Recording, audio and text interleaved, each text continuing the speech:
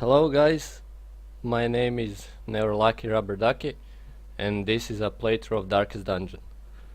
For those of you who do not know what this game is about, it's a dungeon crawler with a turn-based battle system which is heavily inspired by the works of H.P. Lovecraft.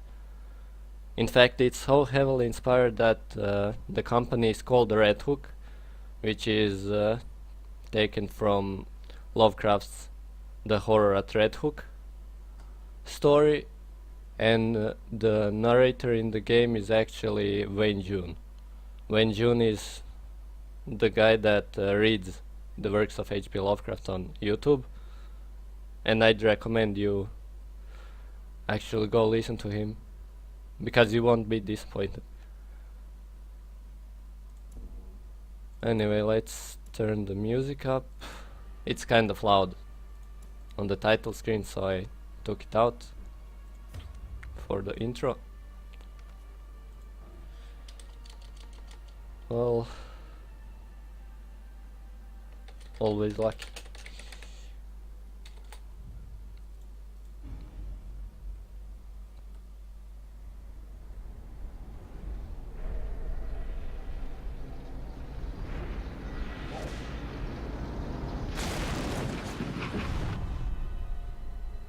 You will arrive along the old road.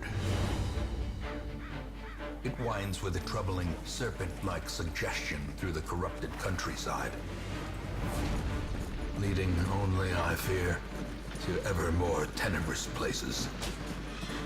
There is a sickness in the ancient pitted cobbles of the old road, and on its writhing path you will face viciousness, violence, and perhaps other damnably transcendent terrors.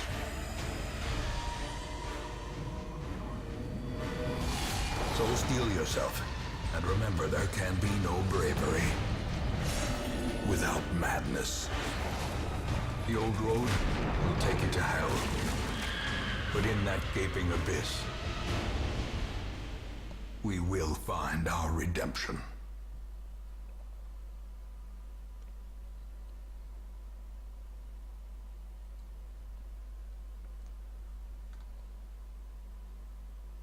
The narration in this game is amazing. I literally have no other way of putting it. The only game that comes close is, I believe, the Stanley Parable, which also had a awesome narration.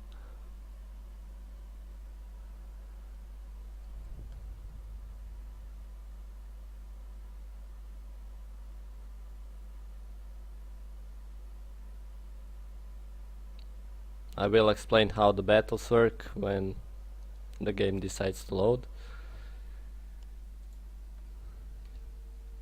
Yeah, so the way this game works is you got a map, obviously. Brigands have run up these lanes. Keep to the side path. The hamlet is just ahead. And this is the dungeoneering aspect of the game, where you actually explore the dungeon. This thug in brutal fashion, that all may hear of your arrival. And this is the battle aspect. The battle works in turns, and each character has 4 abilities, and every ability is dependent on the position of the character and can hit different positions on the enemy side. For example, this ability works if this hero is in positions 1, 2 or 3 and can hit the position 1 or 2 on the enemy side. It's quite a simple system, but it actually works and gives a lot of tactical options, at least later in the game.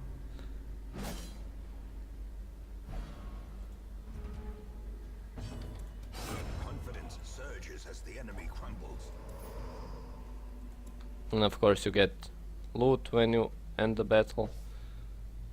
And these are other things you can find on the map. They're called curios, and you can explore them, or you can use an item from your inventory to try and get an effect from them.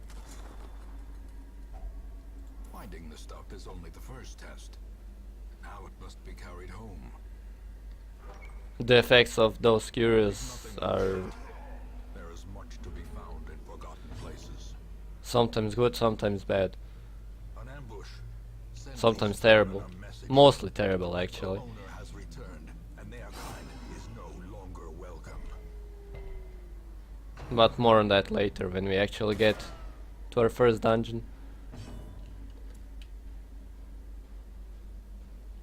For example, here's an ability which has a low damage but has a stun, and we can check his resistances. Each enemy has some kind of resistance to every status in the game. For example, this gives us 100% base stun chance. He has 50, so 50% chance to stun him.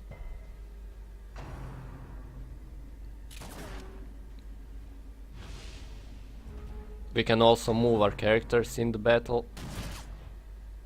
For example, he's more tankier than he is, so he should be first, but this is the tutorial, so it doesn't really matter.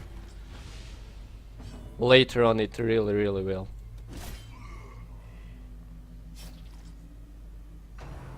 Of course, every enemy has his own unique skills.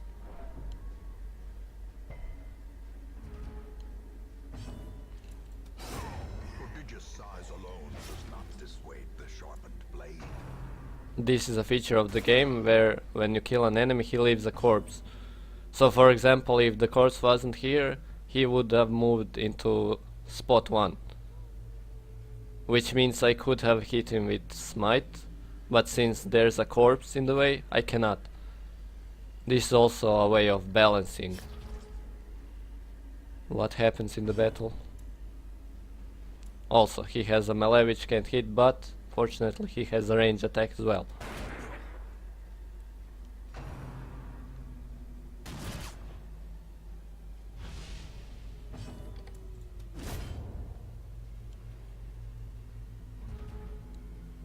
There's also 2 more mechanics in this game. They're called stress and light levels, but I'll get to that when we get to that. Falls, a faint hope blossoms.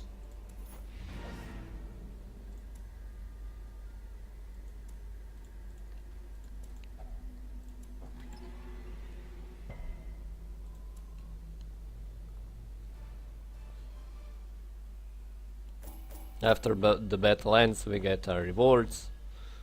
Quest rewards, collected rewards, and collected heirlooms, which we use a bit later, and we get experience.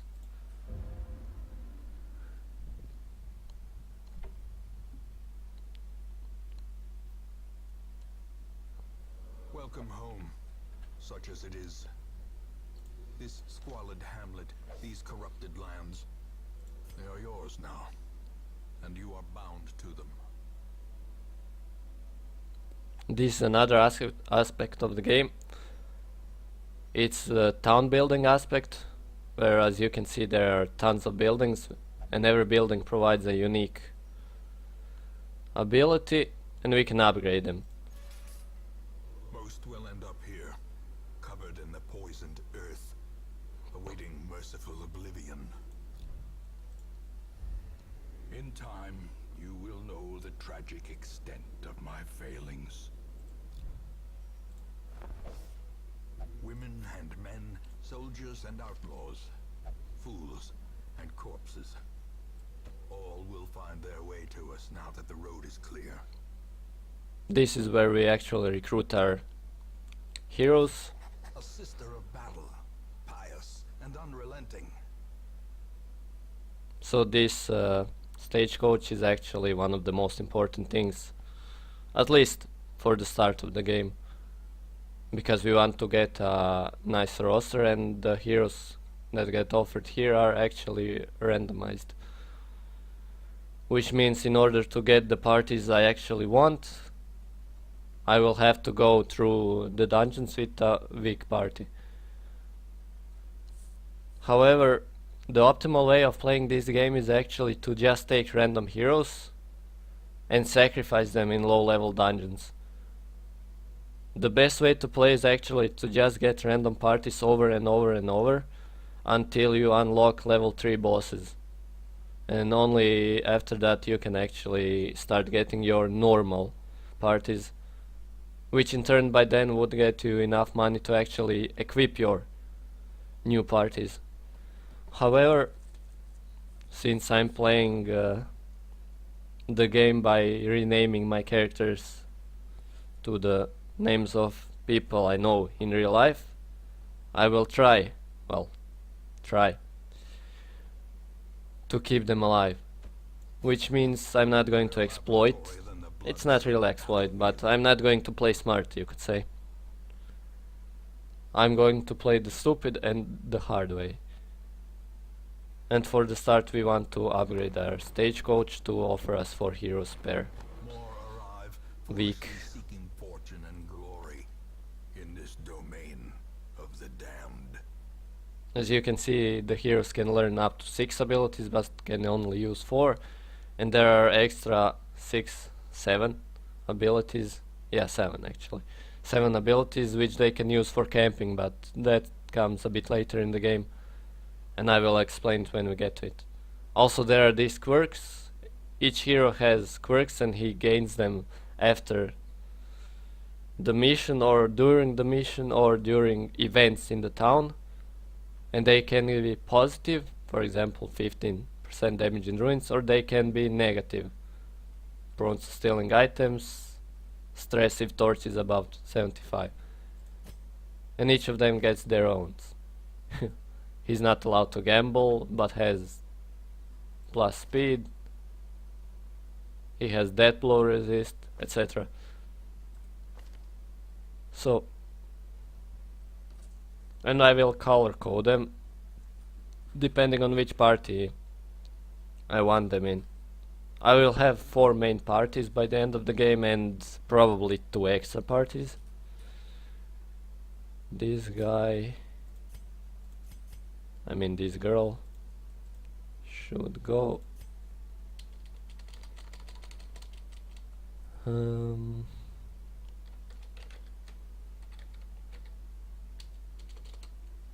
Snježna. By the way, I know the names sound a bit weird for non-English speakers and for English speakers as well, but I hope you get used to them. Plague Doctor.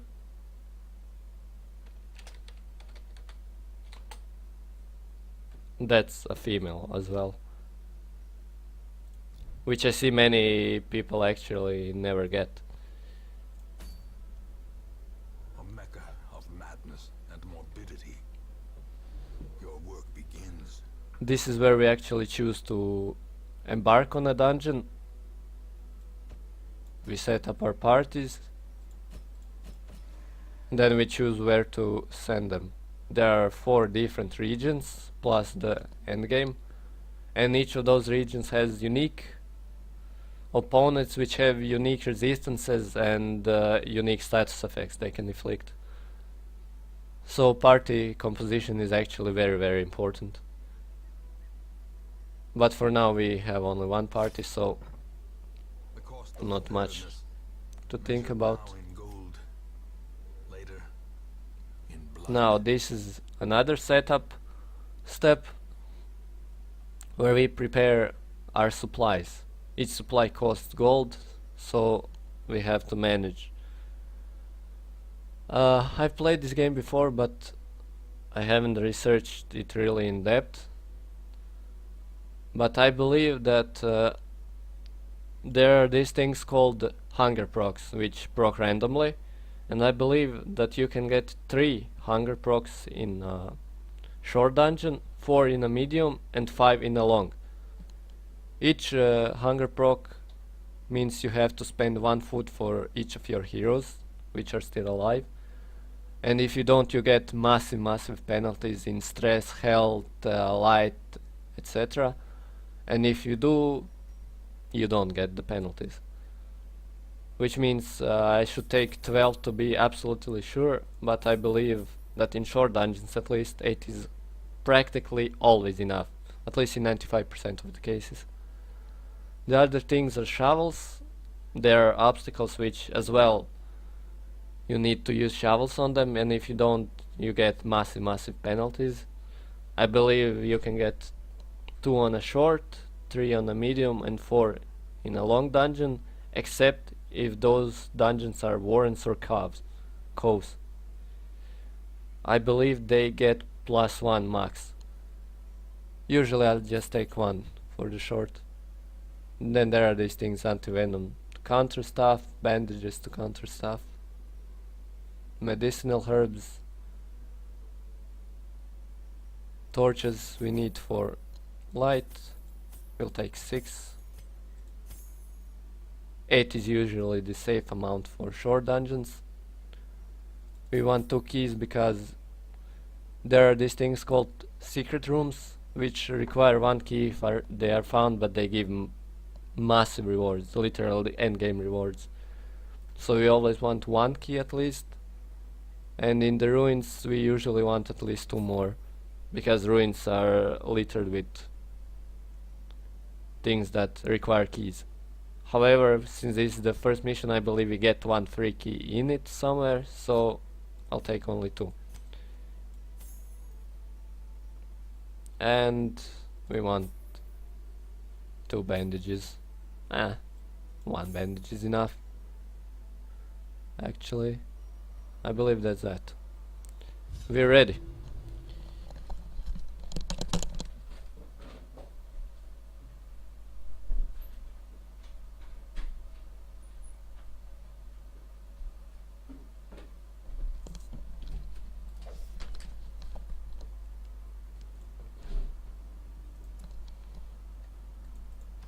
Now you see how the dungeon actually looks, and this is the short dungeon.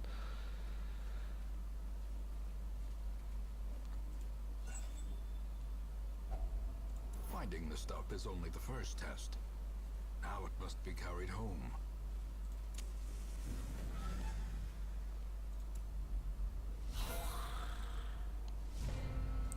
Now, surprise is what happens when you have plenty of light or other useful skills to get monsters surprised.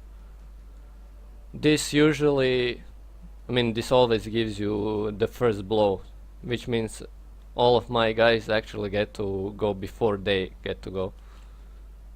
Also, I'll turn up the music so you can actually hear it, because it's really good. Now, since these guys are undead, they have pretty much the highest bleed resist in the game. So bleed attacks are quite useless against them. Well, this is awkward. Heroes also come with random skills, so this is quite bad, because his skills don't give us any useful skills from the 4th spot. She, however, has useful skills, so Press this advantage. Give them no quarter. zoom.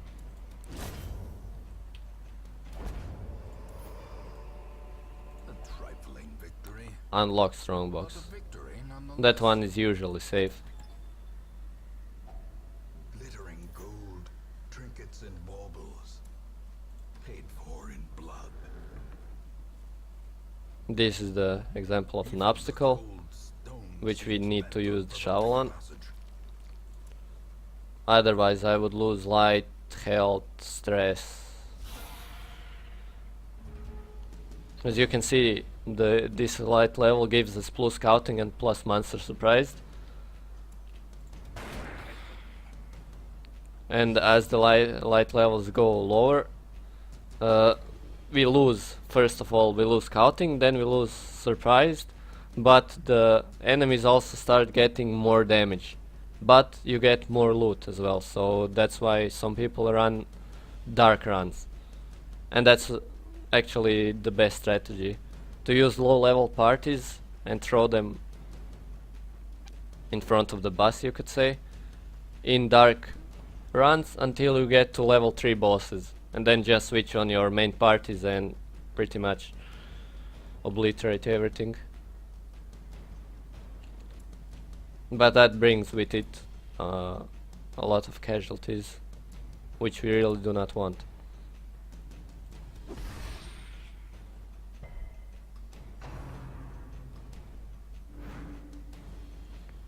So enemies actually have some abilities which can position my guys in wrong places. Back to the pit. You almost saw one of those, but he missed, so you'll see it eventually. There's really a lot of depth to this game.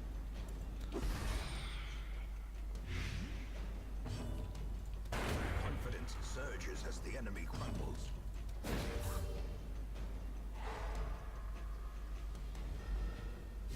Also, since I have a heal, I could actually start stunning him and skipping turns, but the game has a mechanic which does not allow you to prolong the fights. If you prolong the fight in order to heal, first of all you will start getting stressed out after each round, and after 2 rounds I believe the enemy will start getting reinforcements. So you literally always want to end the fight as soon as possible, but if you can get 1 or 2 heals off before it ends, you want that.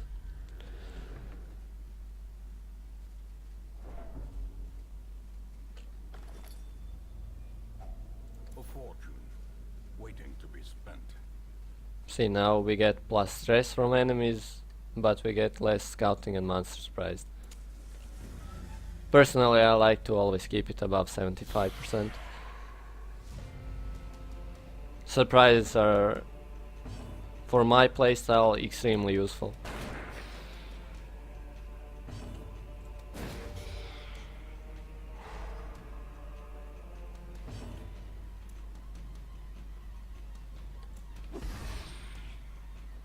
My playstyle actually revolves around me killing the enemy backline first of all, and then dealing with whatever is left. So of course crits can happen. Crit makes or breaks the game actually.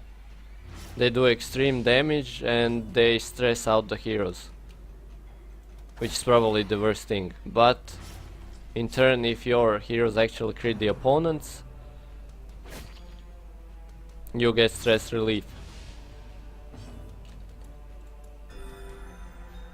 This is one of the situations where we actually want to heal, because he's bleeding. He has 1 health but he's bleeding for 3 damage per round, which means when he gets to his turn he will die. So we want to use our time as best as possible. The slow death, unforeseen, unforgiving.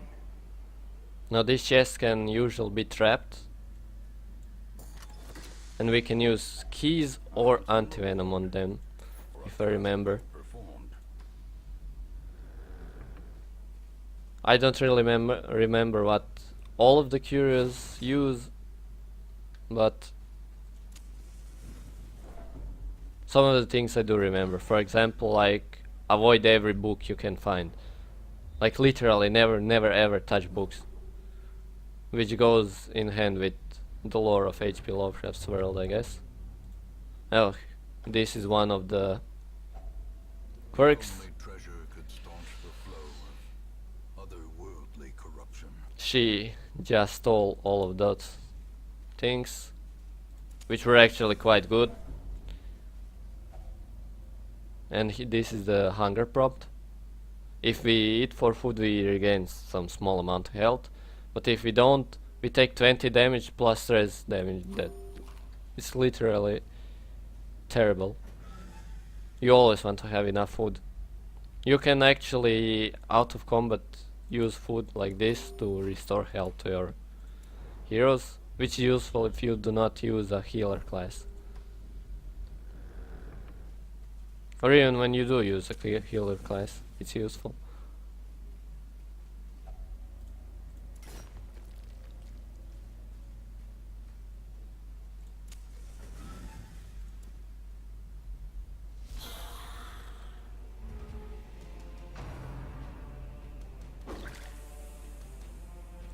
And you'll see this happens when we do not get a surprise. It actually very quickly gets out of control.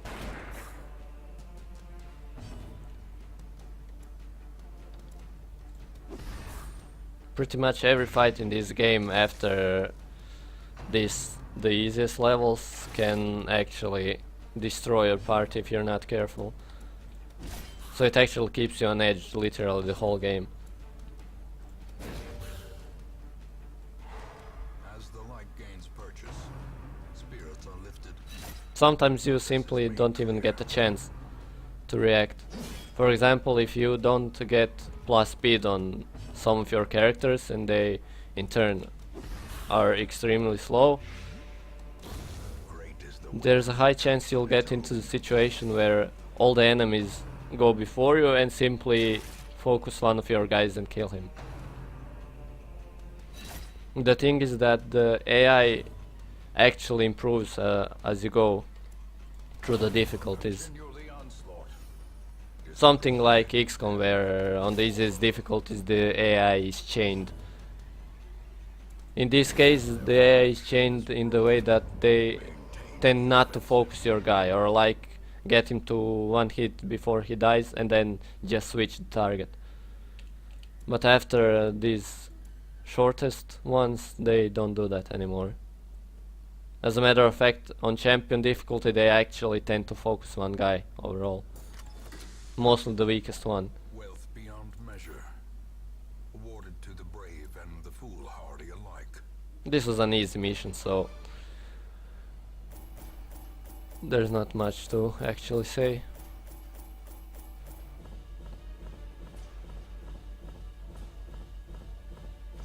I mean, this is the easiest mission because it's actually scripted to give you the items you need to pass the dungeon. And here we get our quirks.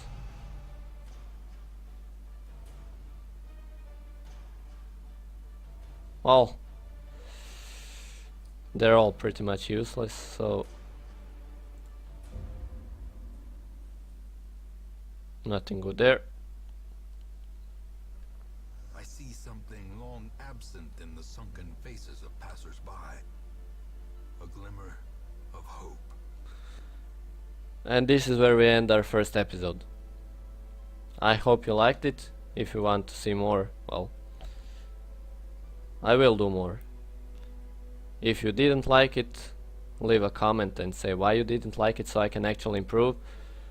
Because this is actually my first official episode on this channel, so I still got tons and tons of stuff to learn. Anyway, thank you for watching and I'll see you next time.